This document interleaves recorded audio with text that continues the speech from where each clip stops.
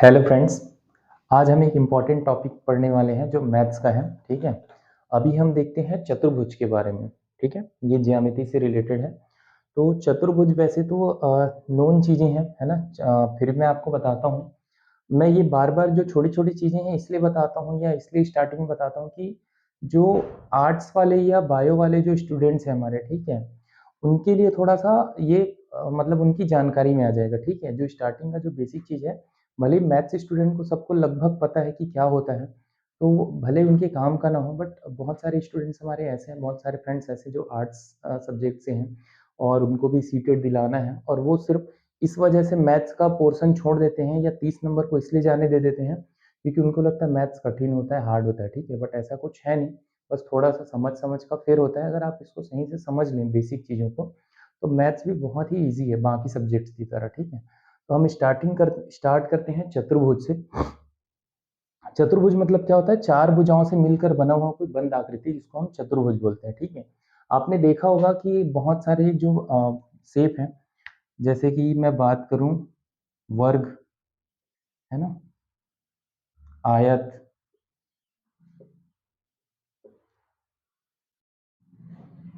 या समांतर चतुर्भुज, इस टाइप से जो भी चार भुजाओं से मिलकर बना हुआ है वो सारे चतुर्भुज है। ठीक है, बट हम इसको जनरली अलग अलग तरीके से देखते हैं। वर्ग है, आयत है, थोड़ा सा हमको अलग लगता है। चतुर्भुज बोलने से ये है, बट आप देखेंगे तो जरूरी नहीं कि सिर्फ यही चतुर्भुज है। ठीक है, आप कोई सा भी ऐसा उठा लेंगे ना, ये भी चतुर्भुज है।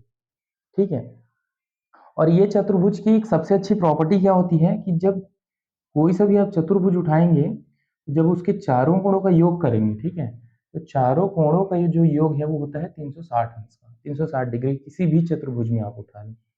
ठीक है, अब उसके बाद ये जो अलग अलग मैं टाइप्स बता रहा हूँ, ठीक है, चतुर्भुज के, ये मैं आपको बताता हूँ कि एक्चुअल में ये इसमें डिफरेंस क्या है और हम इसको अलग अलग नाम से क्यों जानते हैं, है ना। चतुर्भुज तो मैंने बता दिया, बट चतुर्भुज अलग अलग प्रकार के होते हैं। सबसे पहले हम देखते हैं वर्ग, दूसरा हम देखते हैं आयत, तीसरा हम देखते हैं समांतर चतुर्भुज, चौथा हम देखेंगे समचतुर्भुज, पांचवा हम देखते हैं समलंब चतुर्भुज। ठीक है, तो मैं शॉर्ट में आपको बताता हूं ये सब में डिफरेंसेस क्या है और हमको पहचानना कैसे है। ठीक है, तो सबसे पहले हम बात कर लेते हैं वर्ग की। ठीक है, वर्ग या स्क्वायर की। तो वर्ग एक ऐसा चतुर्भुज होता है जिसकी चारों भुजाएं बराबर होती हैं। ठीक है, चारों के चारों भुजाएं बराबर होती हैं, कहीं से भी आप देख लें। साथ में इसका जो चारों कोण होता है वो होता है 90 अंश का। ठीक है, चारों भुजाएं बराबर होंगी, चारों जो कोण है वो भी बराबर होंगे। ठीक, और आपको पता है कि चतुर्भुज का, है ना, जो क्षेत्रफल है वो क्या होता है? लंबाई गुणित चौड़ाई। तो यहाँ पे लंबाई और चौड़ाई दोनों बराबर है, इसलिए इसका क्षेत्रफल क्या होगा? ए का स्क्वायर। ठीक है, बट ये बेसिक मैं आपको ये फॉर्मूले में अभी नहीं लेके जा रहा हूँ, आपको मैं समझाने की कोशिश कर रहा हूँ कि जो चतुर्भुज है अलग अलग नाम से हम जो देख रहे हैं उसमें डिफरेंस क्या है और हम पहचानेंगे कैसे। ठीक है, तो वर्ग का मैंने बताया कि इसमें चारों भुजाएं बराबर होती हैं और चारों कोण बराबर होते हैं। ठीक है, अब हम बात कर लेते हैं आयत की, या जिसे हम रेक्टेंगल कहते हैं। ठीक है, तो आयत की आकृति आपने देखी होगी, ये जो आकृति होती है ये होता है आयत। ठीक है, तो इसमें क्या होता है, इसमें भी एक चीज है कॉमन जो वर्ग में है, इसके चारों जो कोण है वो है 90 अंश के। ठीक है, याद रखिएगा वर्ग और आयत दोनों में जो चारों कोण होते हैं वो होते हैं 90 अंश के, लेकिन आयत में क्या होता है, जो आमने सामने की भुजाएं होती हैं वो बराबर होते हैं। ठीक है, चारों बराबर नहीं होते, अगर ये है तो ये भी ए है, ये बी है तो ये भी बी है, और इसमें भी वही है, क्षेत्रफल लंबाई गुणित चौड़ाई। ठीक है, ये हो गया हमारा आयत जिसमें चारों भुजाएं बराबर, सॉरी, आमने सामने की भुजाएं बराबर है। ठीक है, वहीं अगर मैं बात करूं समांतर चतुर्भुज की, ठीक है, तीसरा चतुर्भुज क्या है हमारा, समांतर चतुर्भुज। ठीक है, अब देखिए चतुर्भुज मैंने बनाया कुछ इस तरह से, ये भी एक चतुर्भुज है, ये मैंने बनाया। अब ये कहीं ना कहीं आयत जैसा दिख रहा है थोड़ा बहुत, है ना, चतुर्भुज तो है ही, बट एक छोटा सा अंतर है। देखिए इसमें भी आमने सामने की भुजा तो बराबर है, अगर ये ए है तो ये भी ए है, अगर इसकी लंबाई बी है तो इसकी लंबाई भी बी होगी। लेकिन इसमें जो एंगल है ना, आप ये देख सकते हैं, ये एंगल 90 डिग्रीज का नहीं है। ये एंगल क्या है, 90 डिग्रीज का नहीं है। इस वजह से ये चतुर्भुज आयत नहीं होगा।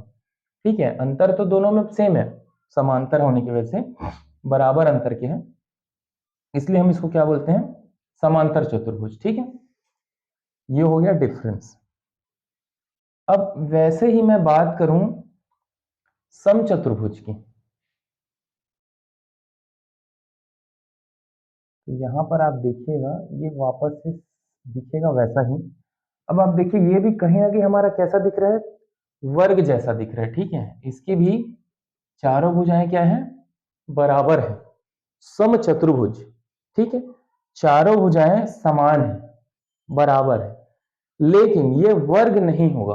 क्यों नहीं होगा, क्योंकि आप देखिए यहाँ पे जो कोण है ना, ये 90 अंश का नहीं है इसका। हो सकता है हमें वैसा आपको दिख रहा हो, मैं कुछ फिर से इसको बनाता हूं।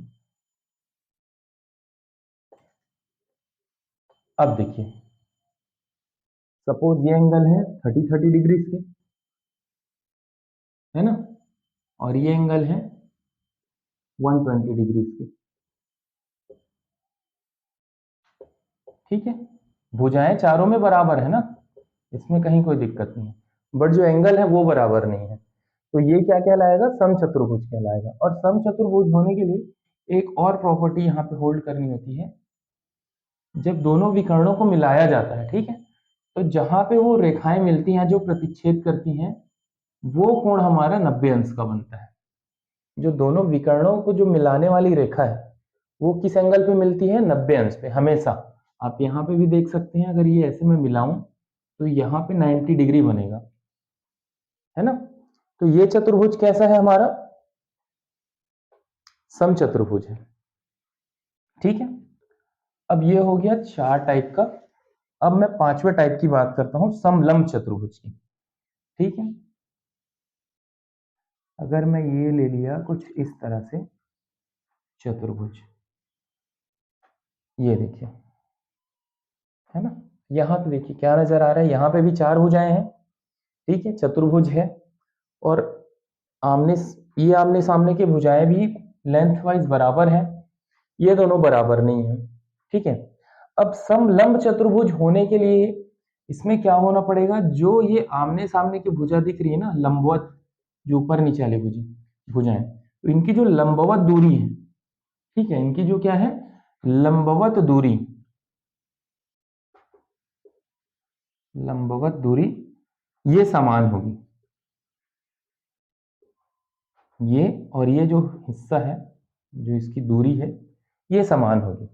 इस वजह से हम इसको क्या बोलते हैं, समलंब चतुर्भुज। ठीक है, कहने का मतलब हमने देख लिया कि ये सारे चतुर्भुज ही हैं, बट सबके प्रकार अलग अलग हैं, है ना। इस वजह से सबका जो क्षेत्रफल का फॉर्मूला है या डायगोनल का फॉर्मूला विकर्ण का, सबका अलग अलग आएगा। ठीक है, तो बेसिक्स है ये। आप अगर आपके क्वेश्चंस में ये दिखते हैं, इस टाइप के डायग्राम्स दिखते हैं, तो आप थोड़ा सा उसको देखिएगा और समझिएगा कि क्या होता है। ठीक है, फॉर्मूला ऑलरेडी आप अगर आप सी टेट का या किसी भी सीजन का 2023-24 या पुराने नए बुक में देखेंगे, तो ये सारी चीजें आपको मिलेंगी वहां पे, और इन सब का जो अलग अलग फॉर्मूला है, ठीक है, इसका क्षेत्रफल जो डिफरेंसेस हैं या उससे रिलेटेड क्वेश्चंस है, वो आपको क्वेश्चन मिल जाएंगे। आप क्वेश्चंस का प्रैक्टिस इससे रिलेटेड करेंगे तो आपको ये चीजें इजीली समझ में भी आ जाएंगी। ठीक है, तो अभी फिलहाल बेसिक नॉलेज के लिए इतना था, है ना। मैं नेक्स्ट वीडियो में हो सकता है क्वेश्चन लेके आऊंगा, तब तक के थैंक यू।